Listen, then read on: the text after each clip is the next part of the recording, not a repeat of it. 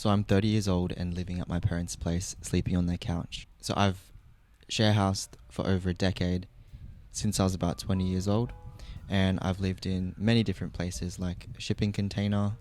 I used to live in an office space with no kitchen, no bathroom. It was pretty much like a storage space in Chinatown and various other places as well. What I wanted to talk about was how housing instability can affect your mental stability and your mental health. When you're always moving around and you don't really have a place that you can feel safe at home, it definitely affects your ability to be able to plan for the future, think into the future, and feel that base level at the Maslow's hierarchy of needs. Food and shelter is a must, of course. So going into content creation, I've been doing photography and video for about a decade as well.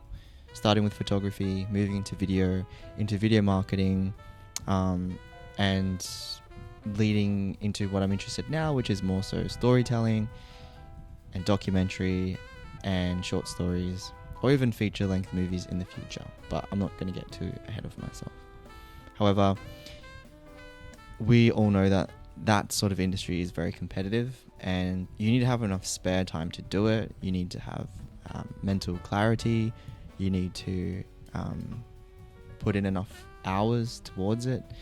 And yeah, so there's many things that realistically, really, that you need to do in order to make it in that field. When I say make it in the field, I don't necessarily mean working for a company, but you could be doing it online, like on Instagram or Facebook, or not Facebook really, Instagram or YouTube. Essentially, there's a lot of things that you have to get right in order to be able to keep going in this direction. And I think it's important for people to be realistic about what it actually takes and the effort that it takes, and what your priorities need to be in order to realistically work at this stuff. People are sort of selling the dream about making money online, but it depends on your situation. It depends on your unique situation. What I don't like is when people will sell hopium, selling a dream for people who are really in tough situations, and those people online make money out of selling a dream to others. However, I don't think all online gurus and educators are like that at all. Definitely not. But I just think it's something that needs to be thought about, is like really assess what your situation is. Like, how much free time do you have in a day? How much money do you need to make to cover your expenses? Do you feel comfortable at home? Do you feel like you've got a place that you can comfortably operate from, record videos, write, sleep, cook, all those main things. So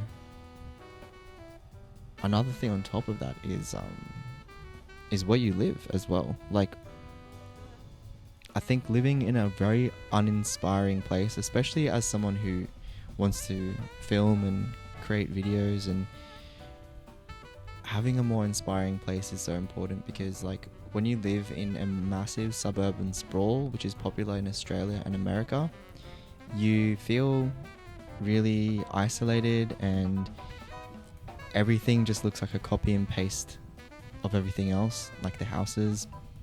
You don't really have any unique cafes or shops. They tend to just be franchises, and when you're walking around, it's like you're just breathing in the fumes of other cars, because the whole areas are built for cars.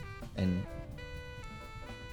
having like a walkable town, somewhere inspiring with parks and beaches and nice buildings, I think is so much healthier as well. So yeah, at the moment, as I said, I'm living at my parents' place, sleeping on the couch, but they do live in a place that is a lot nicer geographically, meaning the psychological effect of your geography, where you live. It's much nicer than where I was living, which was the urban sprawl, working in a supermarket, which I absolutely hated. So yeah, things are looking better for me now. Things like, these are changes that I've had to make, and I could only know what these changes were that I had to make through being real about how I felt about things, not numbing myself through alcohol and weed about how mediocre my situation actually was. There was a point where I was making good money at my job, and I just started to buy lots of things, and I started to feel really comfortable, but then I was like, this is not living. Like, this is just, yeah, it's comfortable. And I can see how people can feel that ease in their life to just live that sort of life, but that's not the life that I want.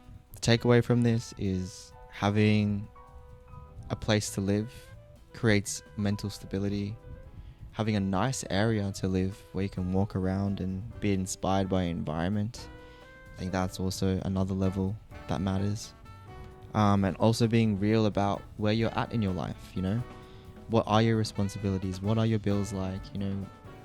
What is your living situation? Because, again, we're sold the dream from people online saying, yeah, if you just do this course or do this or do that, you can get out of your stupid job that you hate. But it's not as simple as that. And I think it takes time to keep making moves towards improving your life situation. But it takes time, and it takes effort, and it takes some struggle as well. Like, it's not going to be easy.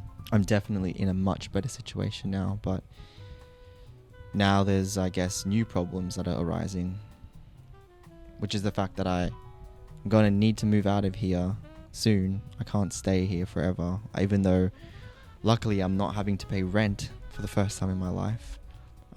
That's only for a few months until I find a place. So, yeah. Anyway, peace.